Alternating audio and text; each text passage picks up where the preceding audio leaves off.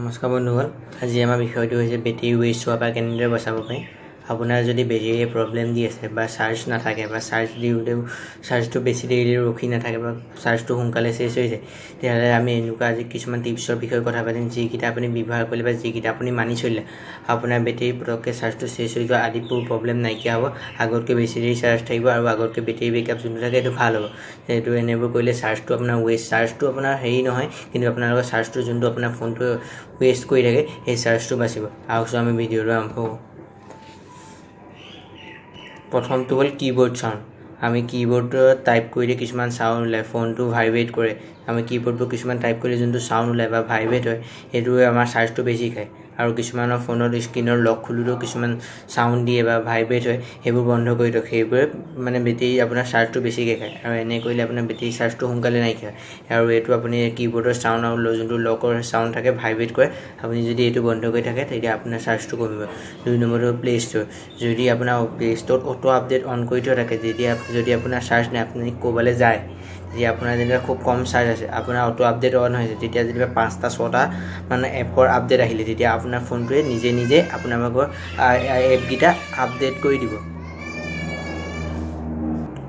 আপোনালোকৰ নিজৰ সেইকেইটা নিজে আপডেট কৰি দিব। ফলত আপোনাৰ যেনিবা নেটৱৰ্ক প্ৰব্লেম আছিলে আৰু নেটৱৰ্ক প্ৰব্লেম থকাৰ কাৰণে যেনিবা আধা ঘণ্টা 45 মিনিট আপোনাৰ ফোনটো আপডেট হ'বলৈ লাগি গ'ল। তেতিয়া আপোনাৰ যিহেতু চাৰ্জ এনেও নাছিলে, যদি আপোনালোকৰ নিজে অটো আপডেট অন কৰি থাকে, নিজে আপডেট হোৱাৰ ফলত আপোনাৰ চাৰ্জ আৰু নাইকিয়া হ'ব।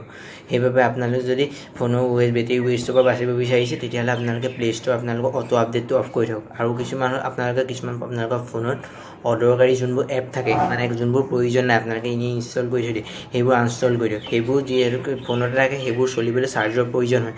সেইটো কাৰণে যোনবোৰ অদৰকাৰী এপ আছে সেইবোৰ অফ কৰি দিয়ক। আৰু কিছুমানে ফোনত ৰাখে, ফোনটো দাঙি দিলে স্ক্ৰীনখন অন হৈ যায়, আপোনালোকে সুহুৰি মাৰি দিলে বা হাতখন এনেকৈ বজাই দিলে আপোনালোকৰ ফোনটো বাজি যায়, নিজে চাউণ্ড কৰি দিয়ে বা এনেকৈ ফোনটো কৰি দিয়ে, এনেকৈ কৰি দিলে আপোনালোকৰ ফোনটো অন হৈ যায়। সেইবোৰ আপোনালোকৰ যোনবোৰ এপ আছে, সেইবোৰ এপবোৰ আপোনালোকে যদি বেটেৰী বচাব বিচাৰিছে, বেটেৰী শেষ কৰিব বিচাৰিছে, তেতিয়াহ'লে সেই এপকেইটা আনষ্টল কৰে। আৰু আপোনালোকে কেতিয়াবা ৱাইফাই ব্লুটুথ ইউজ কৰি কিবা ভিডিঅ' বা গান বা কিবাকিবি এইটো ইজনে সিজনৰ মাজত আদান প্ৰদান কৰিবলৈ, কিন্তু যেতিয়া আপোনালোকে পাহৰি যায় ব্লুটুথ বা ৱাইফাই অফ কৰিবলৈ, আপোনালোকে যদি ব্লুটুথ বা ৱাইফাই অদৰকাৰী সময়ত অপ্ৰয়োজনীয় সময়ত যদি অন হৈ থাকে, তেতিয়া সেই ব্লুটুথ বা ৱাইফাইও আপোনালোকৰ চাৰ্জৰ প্ৰয়োজন হয় চলি থাকিবলৈ। আপোনালোকৰ সেইটো যদি ব্লুটুথ বা ৱাইফাইটো অন হৈ থাকে, তেতিয়া আপোনালোকৰ চাৰ্জটো নাইকিয়া হৈ যাব। সেইবাবে আপোনালোকে যদি বেটেৰী ৱেষ্ট কৰাৰ পৰা বচাব বিচাৰিছে, তেতিয়াহ'লে আপোনালোকে ব্লুটুথ আৰু ৱাইফাই আদিবোৰ অফ কৰি থওক। স্ক্ৰীন টাইমত কেতিয়াবা 5 বা 10 মিনিটৰ পাছত আপোনালোকৰ ফোনটো নিজে মানে স্ক্ৰীনখন লক হৈ যায়। আপোনালোকে যিমান পাৰে সেইটো কম কৰক, 15 ছেকেণ্ড 20 ছেকেণ্ড কৰক। যিহেতু আপোনালোকে কেতিয়াবা আপোনালোকলৈ কল আহিলে বা মেছেজ আহিলে আপোনালোকে ফোনটো অন হৈ থাকে আৰু আপোনালোকে তেনেকৈ ফোনটো ৰাখি থৈ দিয়ে। এনেকৈ ফলত 5-10 মিনিট যিটো ফোনটো স্ক্ৰীনখন আপোনাৰ অন হৈ থাকে, সিও বেছি চাৰ্জ খায়। আপোনালোকে যদি চাৰ্জটো বেটেৰী ৱেষ্ট হোৱাৰ পৰা বচাব বিচাৰে, চাৰ্জটো কম পৰিমাণে ব্যৱহাৰ হোৱাটো বিচাৰিছে, তেতিয়াহ'লে আপোনালোকৰ স্ক্ৰীনৰ লক যোনটো টাইম আউট, সেইটো খুব কমাই পেলাই 15 বা 20 ছেকেণ্ড কৰি দিয়ক। 2 নম্বৰটো হ'ল ব্ৰাইটনেছ। আপোনালোকৰ ফোনৰ ব্ৰাইটনেছটো যিমান পাৰে সিমান কমাই থওক, বা আপোনালোকৰ পোহৰৰ পৰা ভিত্তি কৰি আপোনালোকে কম বেছি কৰিব পাৰে। কিন্তু আপোনালোকৰ অটো ব্ৰাইটনেছ যোনটো অপশ্যন থাকে, সেই অটো ব্ৰাইটনেছ অপশ্যনটো কেতিয়াও ইউজ নকৰিব। যিহেতু অটো ব্ৰাইটনেছ অন কৰাৰ লগে লগে চেঞ্চাৰ ব্যৱহাৰ কৰিবলগীয়া হয়।